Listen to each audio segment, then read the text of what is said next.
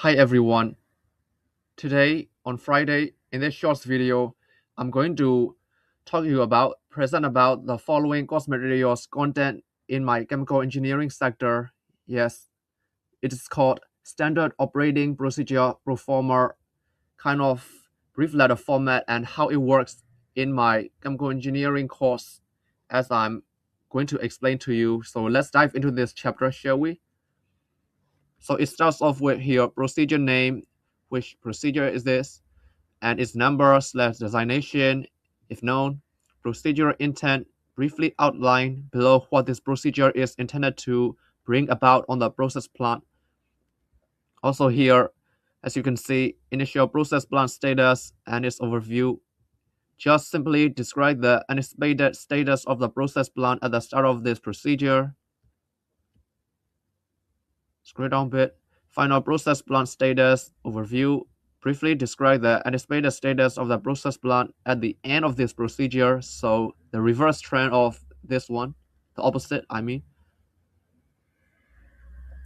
This table data start to become more complex, and I'll tell you why that is. Here, initial process plant status is details. Initial unit charge/prime. You must state below if the unit is charged, primed, empty, filling, or draining at the start of this procedure. Each unit is given, like for example, PHE1, that is the first process heat exchanger 1, and so on.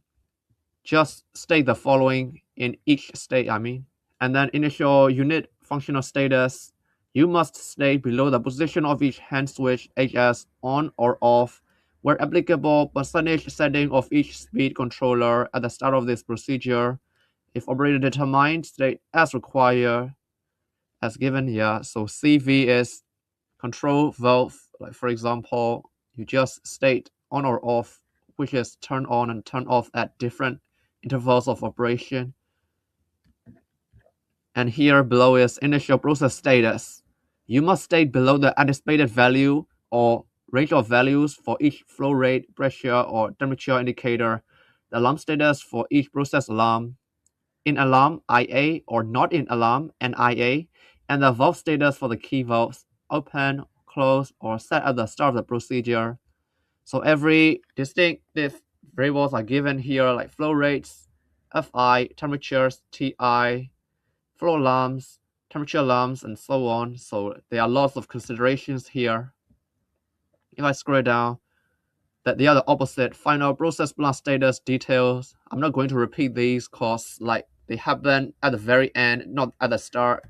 But similar units will remain, as well as the following below. Final unit functional status like CV1, IH1 all remain the same. Final process status as well.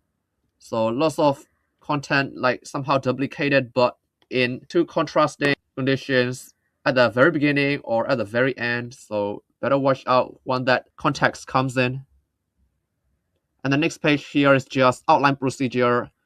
You should start mentioning procedural step, like starting from step A, and respective brief description are given. So fill in the table to fill as much brief information you need, how the procedure should be carried out and investigated from time to time, step A to here, step H onwards. But you may not need every single step in this table, so may ignore some boxes as well, to be honest. Finally is the procedural step. Simply consider this procedural step what specific instructions are required for the process operators to complete this step. So instruction this is number 1, 2, and so on. And respective written instruction what have to be carried out very carefully to ensure that this manual operation is completed from time to time, like over time. For example, in the very long term, some may require up to over a month of completion doing these operations and so on. So like this only gives out to like instruction number 15, but you may still not need every single box filled and needed. But anyway, that's it all for this today's short video that I've recorded to all of you, but I'll still keep recording this next time. Anyway, bye for now.